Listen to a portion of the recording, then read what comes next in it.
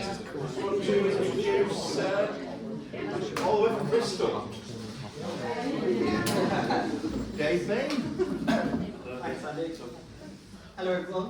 It's really good to be here. I'm being told it's designers and illustrators in the room. Can I get a whoop from the illustrators? And a yeehaw from the designers? No, I'm on the side of the illustrators. Okay, this talk is to everyone. What I want to try and do is just give you a real close-up view of what it's like in my world as an illustrator. It's what I am, it's what I train to do, but my practice has also gone off into mural making. Hopefully this works. Okay, so yes, here we are. So I'm an illustrator and a mural painter from Bristol, and today I'm going to talk to you about how to mural. It's a bit of a different talk probably to how some of the other ones you've heard. I'm going to dive right into a project, a first look at one that I haven't shared yet online. So it's one that's sort of an exclusive, keep behind the curtain. But let's get these out of the way first. No, and no. Okay, so quick bit about me and also this talk. It's the first time I've done it, so I've got my notes just in case I want to make sure I give you all the information. A bit about me. Click to my website. I've got an illustration page and a mural art page. We're on the mural art page, obviously. I love painting. I've always loved painting from childhood. I was there painting my bedroom, saw my mum and dad, and it's spilled into my life as an adult, as an illustrator. One of the things I really, really like about it is you get to paint in a physical space, and I really enjoyed that moment towards the end of Mark's talk where he said magic happens in the real world, and that I think is fundamental to some of the stuff that I get up to as a mural painter as well. As an illustrator, the two are really connected in my brain, so when I approach a mural project, I'm approaching it as an illustrator. I can't help myself. I'm thinking about it like a brief. And if you want to give this world of mural painting a fancy term, you could perhaps call it site-specific illustration. And that's what I do, but mural art's probably a more good layman's term, and the sort of thing someone might type into Google as well. So yeah, so let's get into it. How to mural. All mural jobs are really different. Some of them are a bit simpler than what I'm about to go through, but what I'm going to do is I'm going to go through one project that has lots of components that are typical to a mural project that I would take on. So, I'm going to talk you through 5 things: how I applied for the project, how I engaged local communities, how I presented my designs to client, how I practically produced the mural.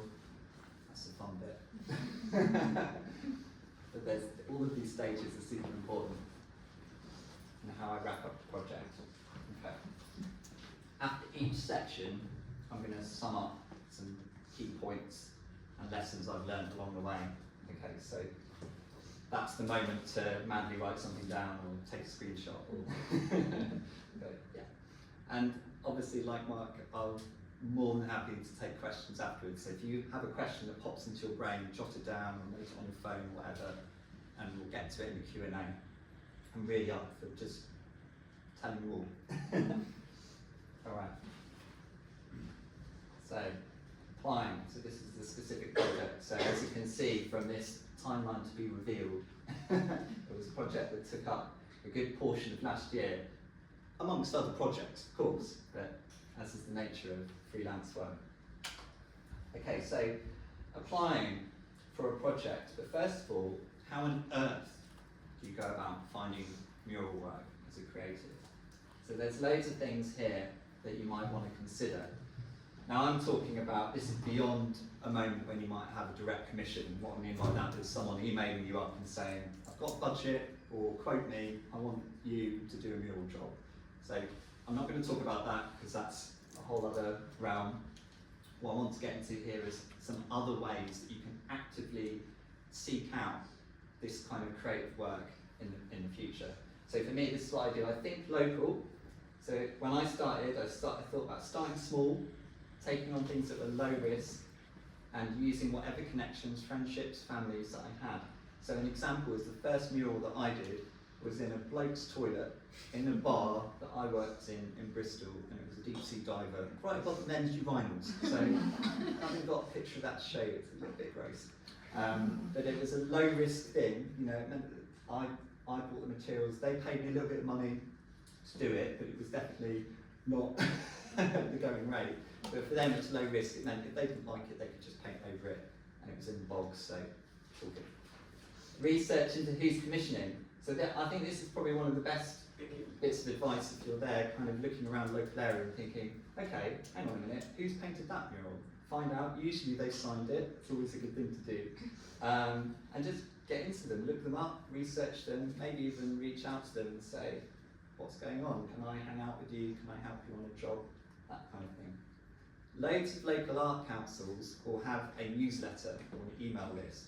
So wherever you're from, or if you're here in Preston, find out what's going on. If there's a newsletter you can sign up to, contact the arts officer, your local council, and they will be putting out notifications about jobs that you can apply for, pitch for, and put in an expression of interest for. And I'm going to talk you through that process in a moment. Course, share your experiences online. It's an obvious one, but you know, if you're going to get your stuff out there, that is an obvious way to do it. But places like LinkedIn, Substack, Pinterest, Instagram, socials, and obviously a website portfolio. I'm stating level, so I don't need to go into that too much. Make connections and community. I already mentioned start to make friends with people, but you know, there's strength in numbers. In Bristol, I'm very, very lucky there's a strong community of people that love painting murals. There's groups of people that do it. We hang out, we talk, we swap numbers, we look at WhatsApp groups. But all of that has been born out of people taking initiative and messaging each other and setting those sorts of things up. And collaboration is really important. So you could maybe team up with someone else to apply for a project, strengthen numbers.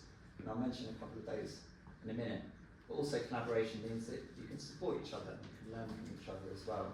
You don't have to be on your own thinking, I'm the only one that can do this. You know, but sometimes teaming up with someone else is really important. Okay, so how did I hear about this project? Here's a screen grab from LinkedIn. Woo! I've got some thrilling slides like this. It's not as slick as Mark's talk. So here's the slide from LinkedIn. 1 year ago, I did the screen grab the other week.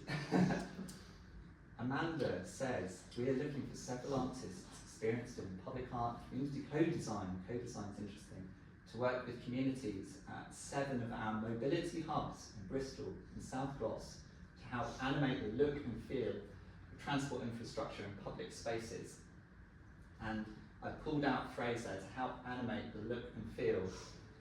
That is enough of a hook for me to realise that this is a project that maybe I should take a look at and explore some more.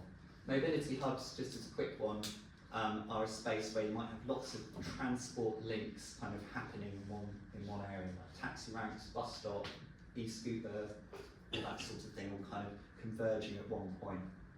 Okay, so I also should mention my lovely friend Karis. So one of the nice things about hearing about this job was I saw it on LinkedIn, but also Karis tagged me, great friend. Zoe Powers, who Karis has also mentioned there, WhatsApped me almost at the same time saying, David, we've seen this job. There's Zoe, we've done a project together. It's all about friends and communicating with each other and going, hey, did you know about this? You should do it. What should I do? Help me. Ah. And like leaning on each other, keeping each other company with it all. It's £5 grand for this job to do the workshops and the designs. not the production. We'll get into that. 4, let's get into the brief. Unpicking the brief, finding the purpose. Don't worry, I'm not going to go through the whole brief, but this is just an insight into how horrifically long and achingly sometimes council briefs, or in this case the West of England Combined Authority, what a mouthful, can send out to people, and you're there wading through. It's all about searching keywords. So here are we on page 3 of it. It's reiterating what the brief is. So this is what I do when I'm looking for a brief like this, and this is something you'll encounter in your work in the future, is you'll be sent briefs, or you'll be looking at briefs like this, and you're looking through going, what am I interested in? What are the key phrases here? What relate to my practice as an illustrator or as a designer? So things that I'm picking out here, because one thing I noticed really quickly is they were, because of the co-design element, and I'll talk about that, is that co-design, they want me to run workshops with people to help them form the brief.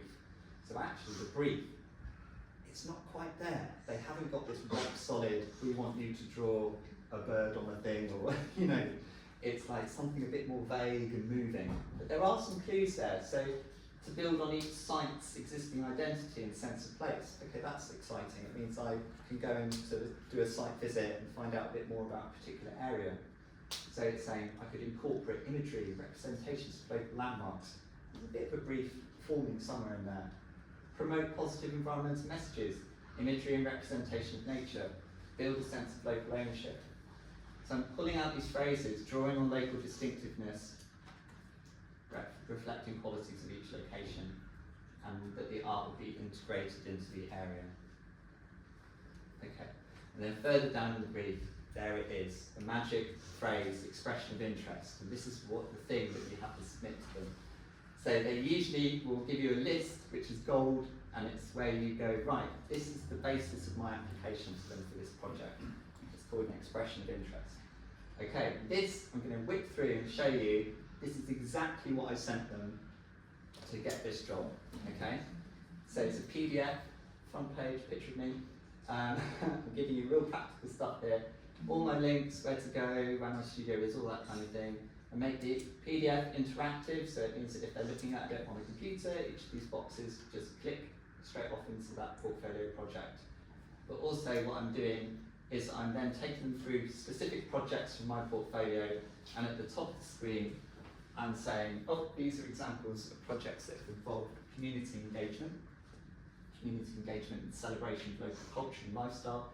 And I'm picking out projects and saying, these are ones that relate to some of those key words that we picked out just now in the brief. So wayfinding, environment, celebrating local culture, school engagement, transformed into mural artwork, wayfinding, identity, nature and engagement. So just shoving them all in there, but giving them some purpose, and then a little bit, like Mark said, a couple of sentences about what the project is. Okay, I'm not expecting you to read the next bit, but what I've done is I've zoomed in, how my work approach suits the location, and all that I've done is everything highlighted in yellow. These are all phrases that I've looked at their brief, and I've gone, these are things they want to see in my application. I'm going to now put these into phrases and talk about them and how they relate from my practice. Okay, so things like problem solving, cohesion, sense of place, so all words or versions of words that are from their brief. All I'm trying to do is make sure that they know that I understand what they've said and I'm up for it. And then they ask for skills, experience and personal attributes, and I've listed out things that you could include in there. So you want to mention, obviously, your art working skills, your design skills, the fact that you can work on large format, that maybe you've overseen some installation, maybe you've hand painted some murals already, you know about it, so you're just making sure that you're mentioning all those key things that you know that they need to hear in order for you to get an interview or for you to get the job. And then they also asked for an engagement example, so I just made sure I included some information about that, and that was a collaborative project I did with my friend Zoe, who I've already mentioned. And then the timeline of works, which is pretty much directly lifted from the timeline in their brief, and I've just adapted it slightly. Got the job. Okay. There were 7 hubs, I got one of them, and 6 other artists got the other ones, so we got one, and some other friends did as well.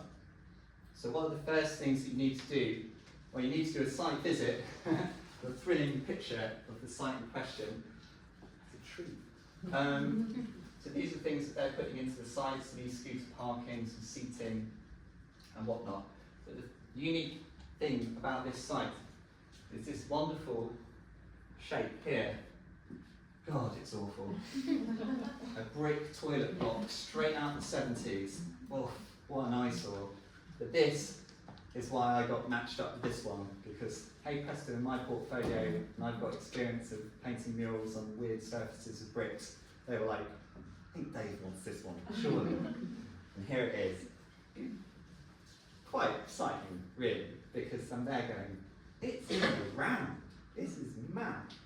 And one of the other really nice aspects of this project as well, I'll get, is that, I'm just going to skip back and forth here, is that Karis, remember her from moments ago, she produced this wonderful illustrated map for the same area that this toilet block is in Filton, it's up here, so it's right there, it's at the church.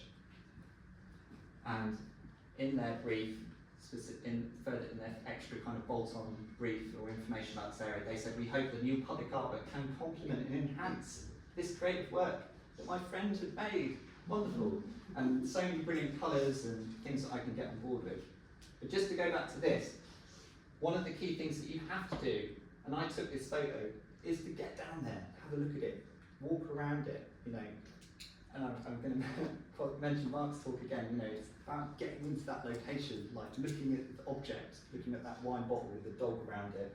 I went down there to the toilet block and I walked around it.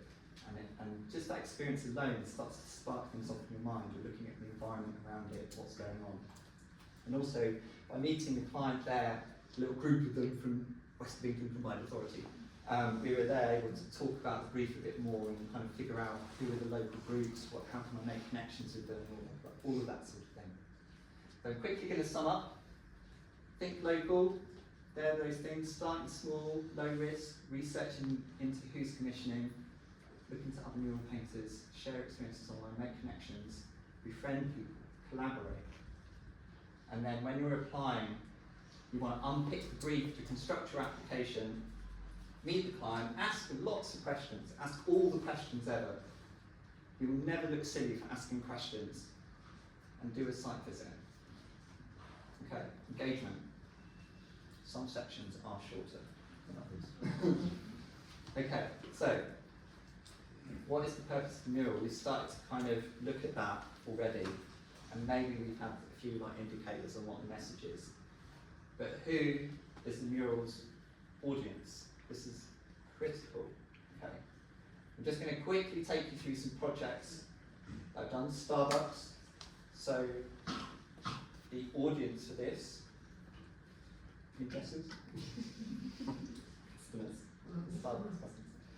And what's it doing? The purpose of it is supporting their brand identity. Okay, so this is a community pub in New Haven. So the audience for this, local residents and visitors, and it's all about celebrating the community. This is in the children's wing of the hospital in Bristol. So the audience for this is the patients and the staff. And it's all about enabling well-being and also a bit of wayfinding as well, because this was 200, it's just a section of 200 metres of corridor that people have to weave their way through. This is a history timeline in an art gallery. So the audience are the visitors to the gallery, and it's to make the information fun and engaging. And this is a mural for Ardman with all of their wonderful characters, their key characters, and this is in the centre of Bristol in a big shopping area. So the audience for that is the shopping area, visitors and tourists and so on. And it's subtly also, well, not that subtly, to help with wayfinding, because that rainbow is a directional one to help get people from one part of the shopping area to another one as well. So I mention all of those because it's really helpful to think about audience types. You know, your mural, my mural, is in the real world. It's in a site specific to that space that certain people are going to see. Stakeholders, the client, people who have a stake in the mural, they're obviously an audience, they're the ones that commissioned it. They're not necessarily going to be there all the time looking at the mural that they put the money in for. It might be local residents, it might be people passing through, staff, workers, patients, deliberate destination visitors, so people that have chosen to go to that space. But why bother? Why bother? Why bother doing engagement at all? You know, surely the client should be there just giving you all the information and giving you creative freedom, you know, get on with it. And some clients do that, sometimes clients turn up and they say, we've done the engagement already, and they give you lots of information, and that's wonderful. But why is it important? Well, it helps give ownership, that's really key to its audience. There's lots of instances where someone, if someone comes in and they'll throw up a big mural or a big street art piece in an area, and the locals are there going, what? You know, it's a bit of a surprise. I don't know anything about this. Don't I get to have a say, or what's happening? What's this all about? It helps source ideas, provides inspiration. You know, you might have some ideas, but wouldn't it be amazing if some of those inspirational ideas came from the people for the mural for its area? And it helps promote the ideas, message, and purpose behind the project. So sometimes, you know, you just need to onboard people. You just need to get them on site. So, what are some engagement approaches? Creative workshops, an obvious one, and one that I'm going to show you what I did for this project in a moment. But some other ones are just questionnaires, good old questionnaires that you can do in person or online. There was a project that I did a few years back where there was a local walking group, and they just took a questionnaire with them on this big walk and filled it in while they were doing the walk. And it was just a really nice way to get conversations happening, you know, tea and biscuits, all those stories from people, all that, you know, local knowledge that kind of you can get out of people in those moments. You could even get them involved with painting the mural, making it happen, you know. It could be a big celebratory day where everyone's getting hands-on and doing that, and that's really fun. You could put on a talk or a presentation, it could be an online video, and obviously there could be things like posters and leaflets, displays, telling people what's happening in the area and what's going on with the mural they're about to see. So, there's lots of words here. There will be some images in a minute. So for this project, these are the themes that I went into for the workshops, and I really think it's important to go into an engagement with a sense of purpose, with a bit of goal in mind.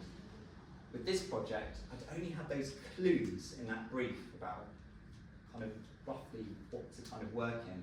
So what am I searching for? I'm searching for like nature around us. Like there was that word nature in the brief, and the area around it has trees, it's got nature. There's a lovely church graveyard opposite full of flowers and bushes and things like that.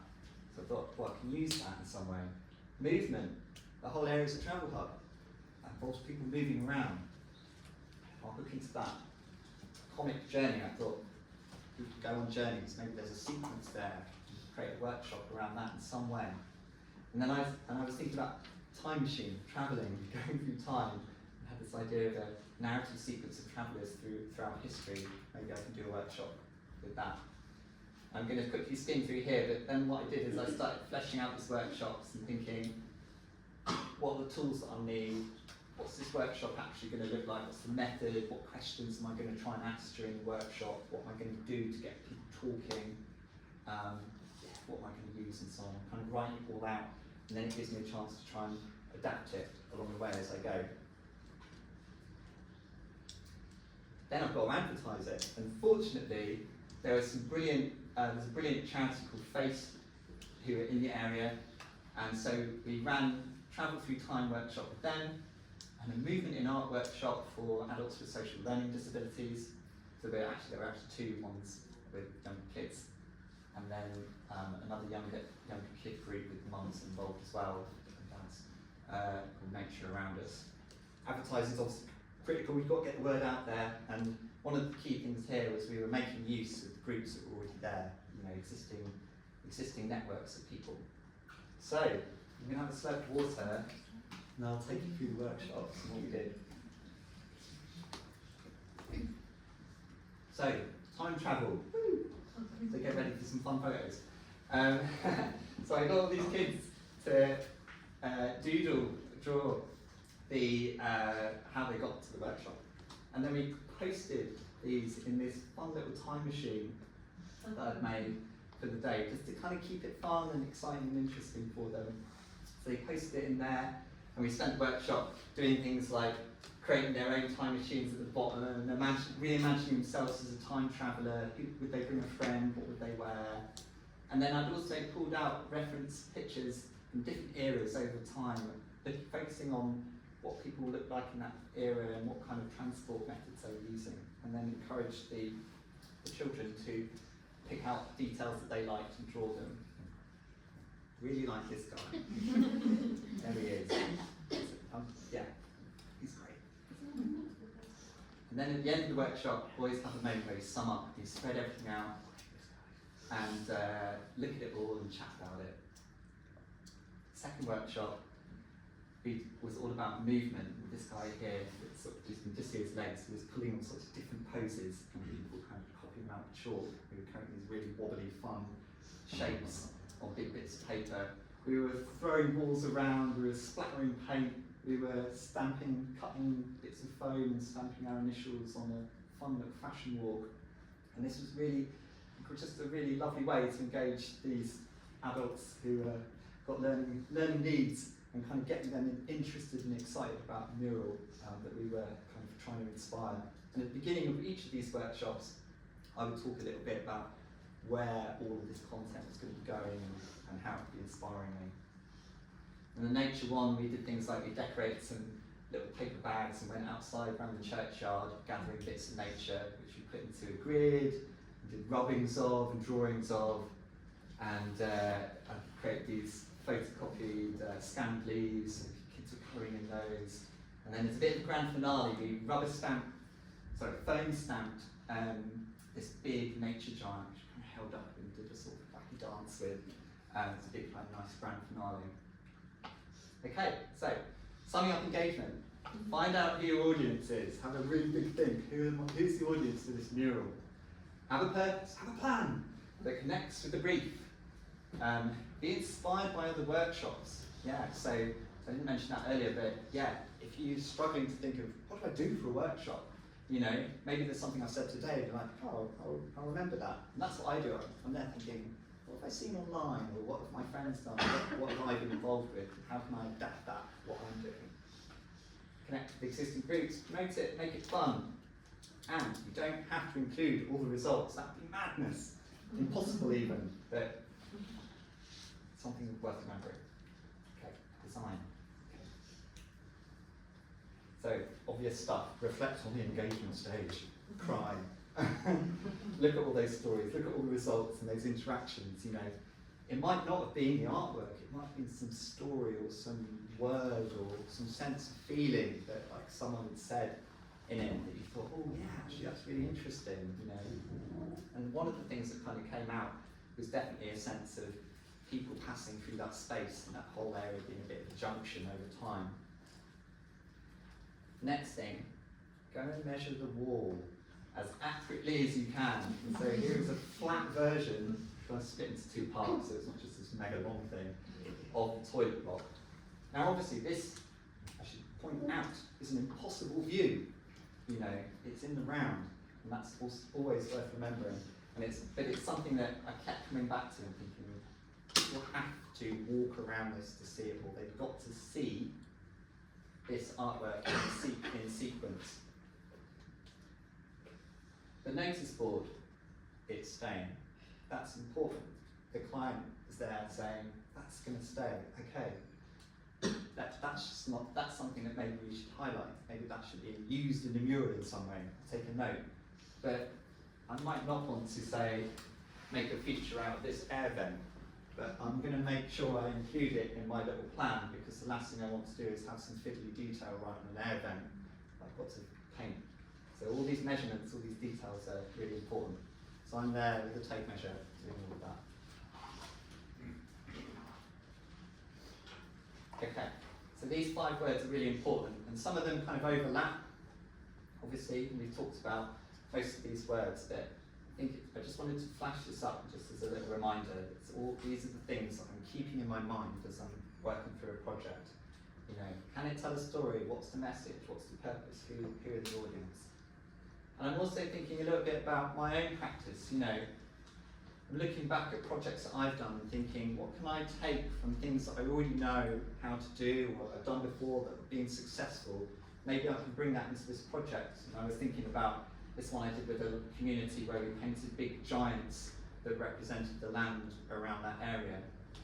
I thought about this project for a theatre where we looked at characters from past, present and future, and it was a sequence of characters moving through a space. And this was also on a curved wall, so that might have triggered a memory to do with that as well. Obviously I thought about the timeline mural in the gallery. I thought about this one in Falmouth, which was a celebration of local culture in Falmouth, and you had to only view this by walking up and down the steps. You could only see this in sequence as you were going along. Oops. And I thought about the giant. And I just kept thinking, I'd really like to bring that in somewhere. It was such a fun, big celebratory moment from that workshop. And I also thought about this guy from the time travel workshop that we did. So what do I do next? I think I started very quickly now to start to be thinking this would involve a series of characters, and let's look at time travel, sequence of people throughout the ages that wrap around it, that we're discovering as we're walking around this toilet block. And I brought in my sketchbook, which I'm going to show you some sequences from. You're very welcome to have a flick through this. I've just finished this sketchbook. I usually have a few on the go. This sketchbook is my brain. It's not an Instagram sketchbook. This is me just figuring stuff out. But look, here's me having a reattempt, not as well as the guy with the stick. I think sketchbooks are really important. Just they're a way of figuring stuff out. What I quite often do after this sort of stage is I'll get tracing paper, I'll trace over things, I'll use a light box, I'll redraw, I'll put them into Procreate, I'll move stuff around, I'll cut stuff up on paper, I'll spread it out on the floor. You know, so stuff comes out, the sketchbooks are always the starting off point where I'm then moving things along towards the first draft.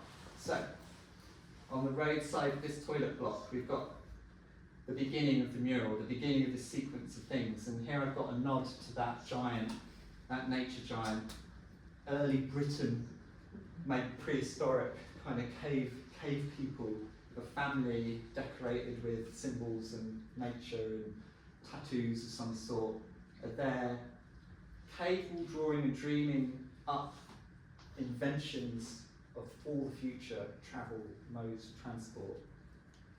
You know, they're in the smoke of the fire and they're on the walls. And then as you move around, it's split into two so you can see it, so it carries on there. And then along the bottom, we've got our our travellers throughout time. Almost a bit like a Bain tapestry, I think might have been also rolling in my brain a little bit. And then along the top, their modes of transport, right the way through to scooters and aeroplanes towards the end of the sequence there. Another PDF. It's really important to then communicate this with the client, and I'm a great believer in never just send over some JPEGs and be like, oh, there you go. It's all about letting them know. In this instance, I wasn't able to be there in person to present to them. I just had to send a PDF and know that there would be like 4 or 5 people looking at this, and maybe more. So I'm there, I'm mocking it up, I'm putting it on a photo, I'm talking about it in the same way that I've just talked to you just now, explaining my rationale behind it, explaining how it links to the workshops, looking at some other artwork that I've created for the planters, and for the seating areas as well, which is part of the brief, and a totem information poll as well. Of course, there's feedback, and obviously as a creative, there's a moment when you have to go, tell me what you think. And in this instance, they were really concerned that you might have people viewing one side of the mural, one side of the toilet block, and they're not quite making the connection to the rest of it from that family to the other side. And I put on the table, I said, what about if we had a phrase that helped unite these two sides? And we came up, well, I came up and suggested this phrase, your dreams ignite your journey, because these are dreams, and there's a fire, and there's a journey. It's very simple, I've got a simple brain. But it was enough to have it on this side, and I reconfigured the family. So I had 2 children of my own, we were thinking about, let's have the dad holding the baby, come on. And then as we go around the other side, we've got the phrase, I've got that, there's the pole, we've got the phrase wrapping around the pole as well. There's a few other details in there. Concord was made nearby, so we've swapped the plane out for Concord. And then this is a reference to a local landmark that was built in 1936, so we popped that in there as well. And these are the colour versions of the other bits to go on the planters and so on. Of course, they were happy, but they were nervous. So they wanted a last minute extra engagement, they called it, and I quickly said to them, I think we're at an onboarding stage. So up went the marquee next to the toilet block, out came the table, and we just chatted to people one afternoon, talking them through the designs, giving the kids something to colour in as well, basically just getting them on side and seeing what the kind of cold, cool response was from the public, and they loved it. So everyone felt relieved, especially me. So, summing up design, assess those engagement results, do some measuring, consider the wall furniture, the notice board, all of those bits. Think about those 5 things, present your designs, be prepared to rethink, introduce new ideas during feedback, and be open to further engagement or onboarding. Okay, big stretch. It's the production bit. It's the best bit of the job, maybe. It's the most visible bit of the job anyway. Okay, but before, as we get into this, I'm going to just go through a sequence of really dry slides, but really important slides, and something that I know I have to, whenever I talk about murals, I have to get this information across because it's critical to the success of the project. Okay, you've got a quote for it. In this instance, they'd already paid me a design fee, covered the cost of the workshops. They asked me to quote for the production of it as well. That's great, it's more money. In this instance, I've just outlaid all of them so you can see all of them. Production costs, what are we talking about? We've already paid for the design, now we're talking about the day rate for your labour, for actually painting it, okay? I've got to consider my own rate, given that I'm responsible for everything to make sure that it actually looks like it should. A rate for my assistants, so I bring people in and they help me paint the mural. Materials, access hire if that applies, and travel and accommodation if that applies as well. It didn't in this instance because it's in Bristol, and also the access hire was fine because we could use ladders and so on. How on earth do you calculate the number of days it's going to take you to paint a mural? Okay. So the way to do it is to find out what you're painting. How much can you paint in a particular time? It sounds obvious saying it out loud like that, but we'll all have our own different ways of painting. You know, I've got friends who paint with cans, or they'll paint a different style, or they'll paint hyper detailed. Everyone's different. How I've done it is over time. What an exciting slide! Spreadsheet time. So there's the filter and toilet block highlighted. These are some of the jobs that I've done, in size being the highest, right at the top there's Arden, and that's the biggest one I've done. And you can see I've got the size, I've got the number of days, and then I've got the crew size, and there on the right hand side is the amount of space that we can paint per person per day. And I can adjust these two figures to come up with something that I'm pleased with. And what I'm searching for in this instance is I know that a level of detail that I'm trying to hit, so I knew that I was needing to get to somewhere close to 2 square metres per day per person to be able to get this job done. The reason I involve people, and the reason is we can get stuff done quickly, especially in British weather. The reason that it's important to know the number of days is so that I can quote accurately as well. I do always add a bit of contingency. But yeah, there's a wonderful, that's how I do it. Colour library. A quick mention to my colour library, you can come and have an explore of this, is obviously you need to go out and buy paint, and this is almost a whole talk in itself. I'm not going to dwell on it, but there's all sorts of paint codes that are out there. You can go to paint trade shops. So I just went into Johnston's trade centre and said, hello, I paint murals. And they went, oh, that's a bit different. We'll give you a discount, which is what I was searching for. And they've got all sorts of things like this. There's British standard charts and all sorts, and they sort you out with it. You can order some of these charts online. But what I like to do is, once I've bought some paint, is I'll paint a little square of card, and on the back I will write the code, and I've built up my own library of colours, and it's so helpful when you're there working on a project, and you're there, you've done your design. I never think about the colours when I'm doing the design. I'm just thinking about how it will look, the impact. And then I've got this library, and I'm there, I can place colours next to each other and have a play with them. I brought them in, and you can have some fun with them as well, if I look or whatever. Okay, and this is the most boring bit of all. They always want, well, not always, but big, councils, obviously, they'll want a RAMS, risk assessment and method statement. I'm not going to go into hyper detail with this. It looks a bit like that. It's excruciating. But there's a good reason to do it, because it forces you to think about the job in hyper detail and what things you need to think about, what kind of tools you're using. You're working in a public space. Someone might get ill. You might be stood on a step ladder.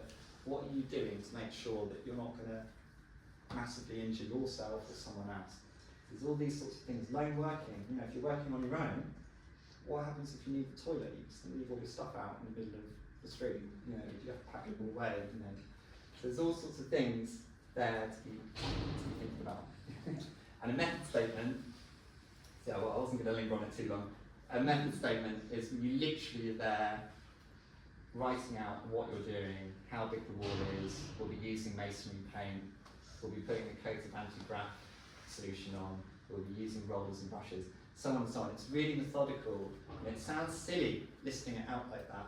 But all you're doing, the whole purpose of a RAMS, is you're reassuring the client you know what you're doing, you know that you can be left alone with this wonderful wall, and they can trust you to paint it. So let's get into it. Fun bit. Here we are on day one, priming the wall.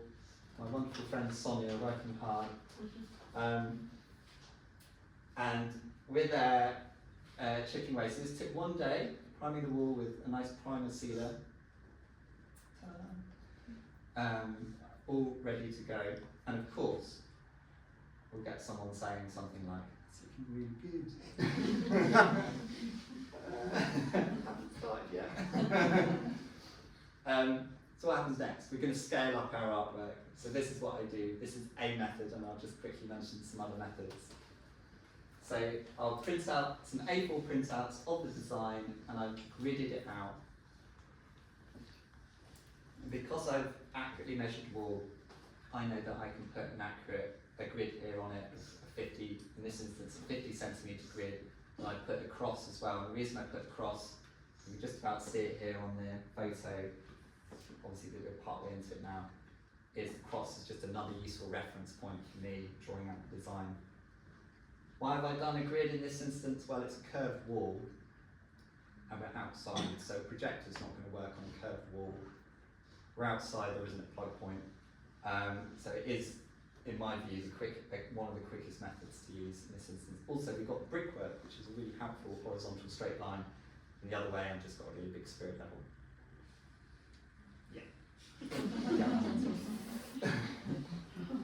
So scaling up, grid method, as I've just described. A projector, obviously, is a great way to get your mural on the wall, especially if it's inside and you've got a plug. Brilliant, happy days.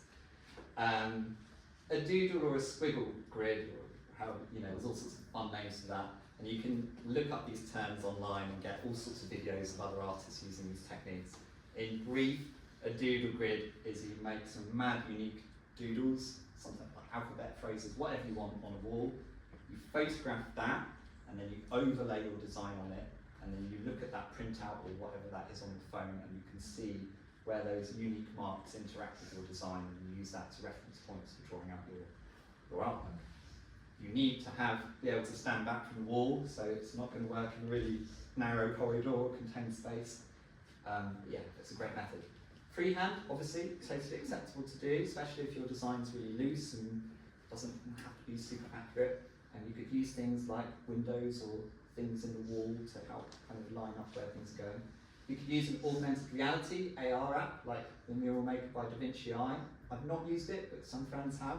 And it works in a similar way to kind of the doodle grid, in the fact that you're kind of looking at a device and it's kind of matching up to the wall.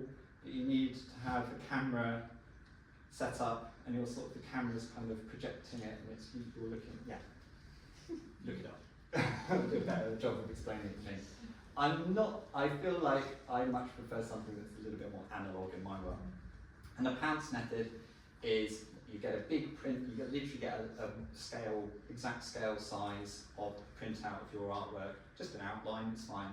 And you use a special tool, sign writers use this method a lot, to make tiny, tiny holes.